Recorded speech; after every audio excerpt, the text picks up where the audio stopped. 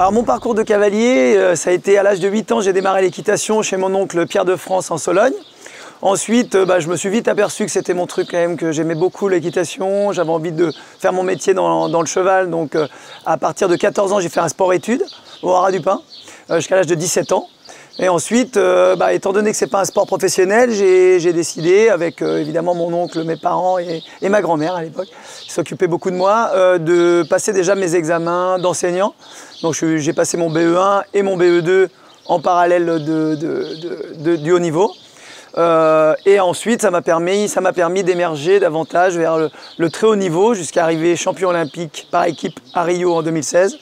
Et une médaille de bronze 5 ans plus tard, puisque les Jeux ont été décalés d'1 an à cause de cette foutue Covid. Et là, une médaille de bronze, donc par équipe également. Donc beaucoup de satisfaction par rapport à tout ce parcours.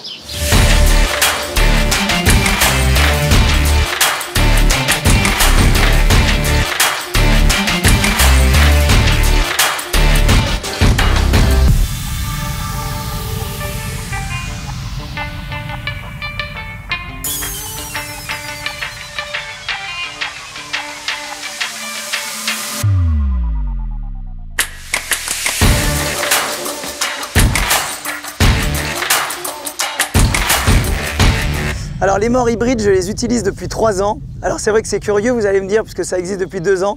Mais j'ai eu les prototypes. Je les utilise beaucoup à l'entraînement, parce que les chevaux sont extrêmement confortables sur l'ensemble des morts. Le fait d'être sensible au confort des chevaux, c'est quelque chose qui me parle. Donc il y a plein de différences, on en a des plus ou moins souples, plus ou moins rigides, avec toujours quelque chose qui est extrêmement confortable. On recherche le bien-être des chevaux et là, effectivement, grâce aux morts hybrides, j'ai pu découvrir sur le plat, lorsqu'on détend les chevaux, etc., ça rajoute encore un peu de décontraction du cheval et de confort. Ensuite, actuellement, j'utilise surtout en saut d'obstacle un des morts Pelham et également les morts simples comme celui-ci. Et en dressage également sur certains chevaux qui ont paradoxalement le confort peut apporter sur un cheval qui a tendance à s'appuyer peut être plus léger. C'est ça là-dessus j'ai trouvé incroyable, c'est-à-dire au départ je me suis dit un cheval qui ne veut pas se tendre, eh bien va se tendre sur ce mort-là qui est confortable. Mais on a vu aussi des chevaux qui tiraient, qui finalement ne tirent plus grâce à cet embouchon. Donc c'est là où c'est extrêmement pertinent, dans le sens où en fait l'inconfort peut faire que le cheval va contre. Et bon, ça semble logique comme ça, mais c'est vrai qu'à vivre, c'est assez perturbant de se dire on va lui mettre finalement un mort très simple. Un mort très simple alors qu'on mettait des morts extrêmement durs. Et finalement, avec une simplicité comme ça et du confort, eh bien, on arrive avec un cheval qui ne tire plus.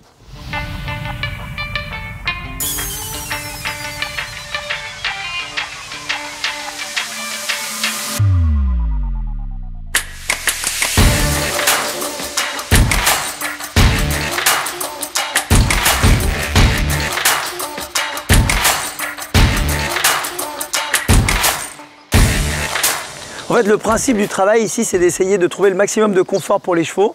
Donc c'est dans tous les domaines, c'est aussi bien dans le domaine social, pour qu'ils soient avec leurs, j'allais dire collègues, mais avec leurs copains et leurs copines.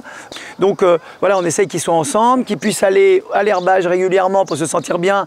Et ça va jusqu'aux soins, des selles, du matériel, et ça passe évidemment par le mort. Et c'est la raison pour laquelle je me suis également rapproché des morts hybrides. C'est pour se retrouver avec quelque chose qui est le moins perturbant pour le cheval, qui se rapproche le plus de quelque chose de très doux. Je me mets à sa place en fait en me disant si j'avais un singe sur le dos qui avait des rênes avec un mort dans ma bouche, je serais bien content d'avoir quelque chose de sympa, au-delà même de la main du cavalier lui-même.